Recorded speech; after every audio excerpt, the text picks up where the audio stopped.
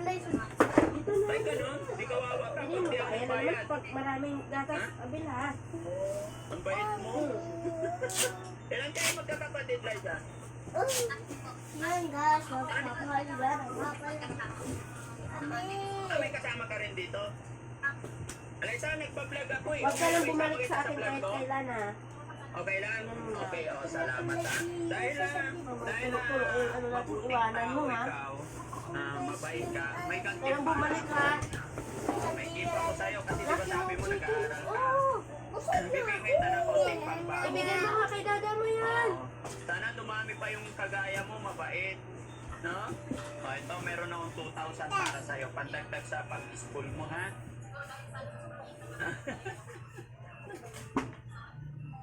Ano masasabi mo ngayon na nakatanggap ka ng blessing? Masaya. Ano gagawin mo sa 2,000? Malayo ba yung school sa bahay ninyo? Nilalakad. Bakit ano? Bakit nagbibenta ka rito? Anong pinaka-reason? Ano ba trabaho ng mama at papa mo? Kasi kasama ko ngayon sa Ay, tapos pilit ko kasi na yung sa And then blue card. delay ko yung sa akin sino? yung stepmom. Pero yung mother mo nasa abroad. Nagbibigay Paano yun? Nagkahiwalay sila ng ano? nagbalik na po sila matagal na bata pa lang.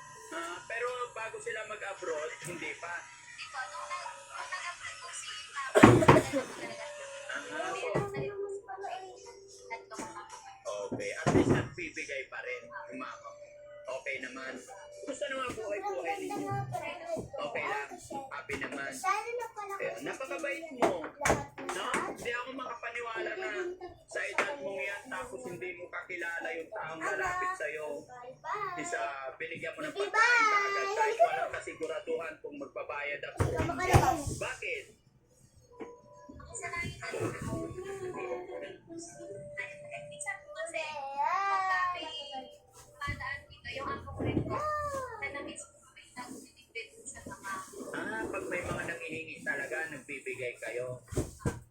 Hindi naman malulugi pag ano. Malakas pa benta nyo dito. Okay. Ayan, salamat na. Ayan, sana hindi ka magbago kapag patuloy mo lang yung kabutihang loob, mapagbigay sa ating kapwa. No? Ako nga pala si Daddy Frankie. Thank you. Ingat ka parati dito.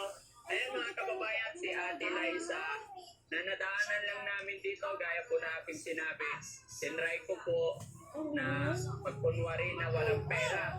Pero napakabilis po niyang magbigay. Napakamaawain. Hindi siya nagdalawang isip. Kaya saludo ko sa mga batang kagaya ni Eliza na mapagbigay sa ating mga kapwa, lalo na yung mga taong nakikiusap, nagutom, walang pambayad, isa binibigyan nila kaagad. Kaya Eliza, thank you so much sa'yo. God bless sa'yo.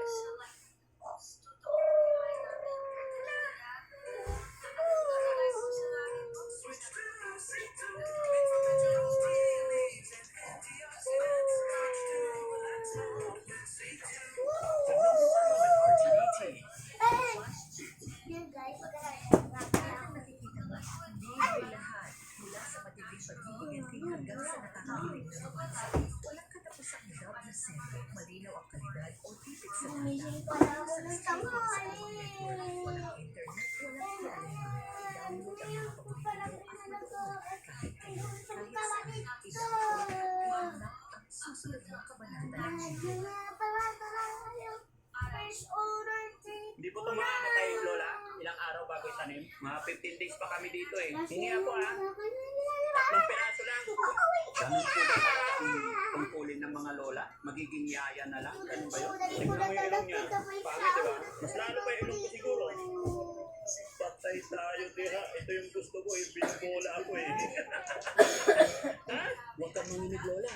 Si Daddy Frankie lang po ito, ha? 5, 6, 7.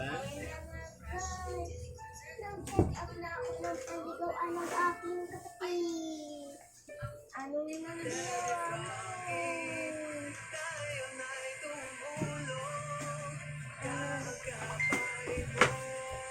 Dada, oh. Ayaw na ni... Lola? Tapo? Ang ginawa niyo nito.